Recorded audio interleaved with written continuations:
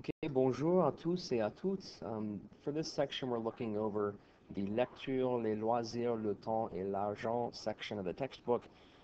This video will be me reading through it as a sample pronunciation, because I'd like you to read through it as well and to read it out loud, and to know what these words sound like is going to be an important part of that. I'll do a separate video where I actually talk about what's being said, but for this one, we're just going to go through and read. So this is your pronunciation example. Les loisirs, le temps et l'argent. First paragraph here. Les Français consacrent de plus en plus de temps et d'argent à leurs loisirs. Dans la vie d'un Français, le temps libre est 3 fois plus long que le temps de travail. Dans une vie moyenne, 72 ans, le temps libre représente environ 25 ans, alors que le temps de travail et de scolarité en représente moins de 10. En fait, le temps libre ne cesse pas d'augmenter. Cette augmentation profite surtout à la télévision et à la pratique du sport, aux sorties et aux spectacles. And we're here now. Les Français consacrent en moyenne un peu plus de 7% de leur budget aux dépenses de loisirs, spectacles et culture. Les loisirs n'est plus une récompense mais une activité. Autrefois, le temps libre était considéré comme une récompense. Il fallait gagner sa vie à la sueur de son front pour mériter le repos. Les plus âgés des Français sont encore assez sensibles à cette notion de mérite, mais pour les plus jeunes, le loisir est un droit fondamental qui fait partie de la vie quotidienne.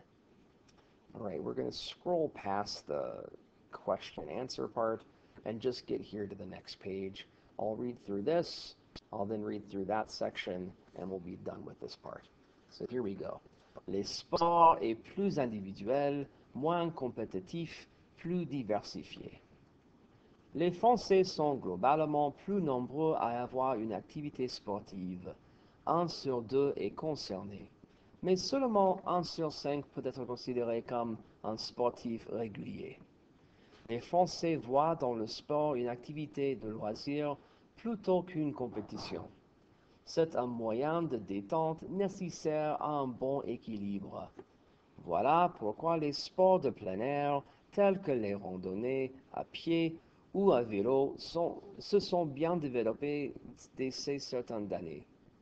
Let me try that again. So starting back with this sentence. Voilà pourquoi les sports de plein air, tels que les randonnées de pied ou à vélo, se sont bien développés ces dernières années. Les sports les plus pratiqués sont le tennis, la natation, le jogging et le cyclisme. Les sports d'hiver ne sont pratiqués que par 10% des Français. En effet, le coût d'un séjour à la montagne est élevé et des sports moins coûteux que le ski alpin, comme le ski de fond et la raquette, sont en plein développement. D'ailleurs, chez les jeunes, c'est le surf des neiges, le snowboard, qui remplace bien souvent le ski traditionnel. Les salles de sport sont nombreuses dans les villes et sont fréquentées par des hommes et des femmes qui viennent y faire de la gymnastique ou de la musculation. Last part. Le nombre des activités sportives aussi a augmenté et il est plus en plus fréquent de pratiquer plusieurs sports, plus ou moins régulièrement.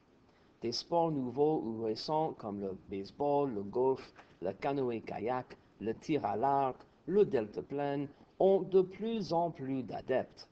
Mais il ne faut pas oublier les sportifs en chambre qui sont nombreux.